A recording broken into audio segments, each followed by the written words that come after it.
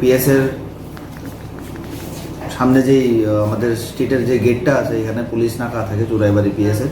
এখানে প্রতিনিয়ত আমাদের ভেহিকেল চেকিং চলে ফর কন্ট্রাব্যান্ড আইটেমস এবং অন্য আদার সাসপেক্টেড থিংস অ্যান্ড পারসনস। তো আমাদের প্রতিনিয়ত ডেইলি রুটিন মাফিক আমাদের এখানে চেকিং চলে।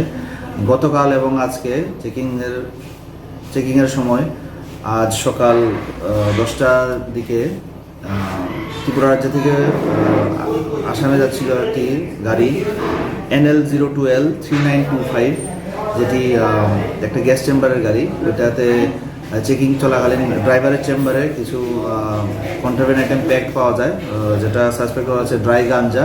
প্রায় 130 কেজি গাঞ্জা এখানে পাওয়া গেছে এবং গাড়ির চালককে আমরা রিটেন করতে সক্ষম হয়েছে চুরাইবাড়ি থানার পুলিশ, নাম সমরজিৎ দেবগণ, বাড়ি ধলাই। এবং গতকালকেও সেম জায়গায় এখানে চেকিং চলছিল, তখন প্যাসেঞ্জার গাড়িতে এক ব্যক্তিকে সন্দেহজনকভাবে কিছু ব্যাগে কন্ট্রাব্যান্ড আইটেম পাওয়া যায়, প্রায় 4.5 কিলোর মতন গাঞ্জা। নাম অমর দাস, বাড়ি খোয়াই।